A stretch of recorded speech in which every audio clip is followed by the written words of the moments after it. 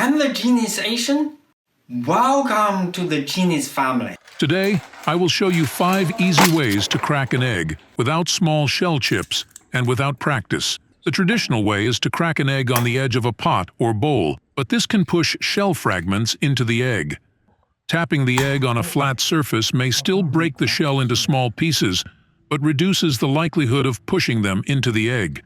Thus, my first technique for not breaking the shell into smaller pieces is to drop the egg from 4 centimeters, a very low height. You can hear the crack sound and see a crack. This is the first step. However, since the membrane that is right under the shell is not broken, the normal press and pull with your fingers may not work well, because untrained fingers may squeeze the shell too hard. So my second step is to break the membrane and open the shell like this. This way, I can guarantee there will be no shell fragments left in the egg, even for someone who is trying it for the first time. Note that it will be easier to break the membrane if you twist it instead. However, this may no longer guarantee no small pieces are created. The second method is to hold a knife like this. The depth of cutting is controlled by landing on the other hand. In other words, my left hand can stop the right hand going too far. After the first punch step, the second step is to turn the knife and open the shell. This is similar to many egg-cracking devices sold in the market. As long as the fragments are less than 1 millimeter, you just consider them to be calcium supplements.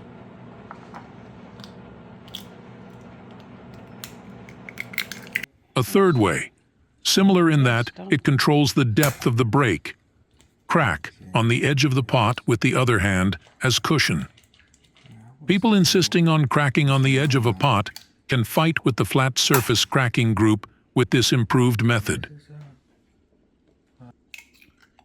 The fourth way is to knock multiple times to extend the crack so it is easier to open.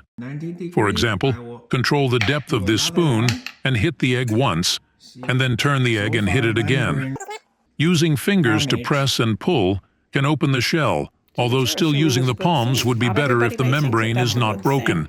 Similarly, drop the egg from 4 centimeters and then turn the egg 45 degrees and drop it from 3 centimeters or tap it lightly the second time.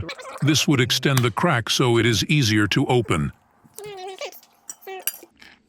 I'll use this way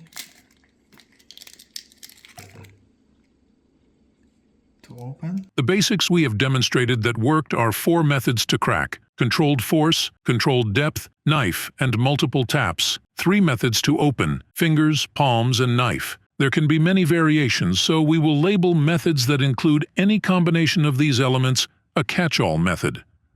With some practice, you will be more skilled and able to employ more variations, like the following. Now you may realize the reason people debate whether cracking on a flat surface is better than cracking on the edge of a bowl is because they don't know why shell chips end up inside the egg. And once you understand it, you can modify many non-working methods so that they will work. Please leave comments to let us know what your favorite method is.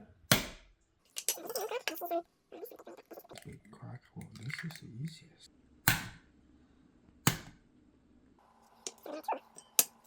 I will share some fun scenes where I crush the eggs so that you won't repeat my failures.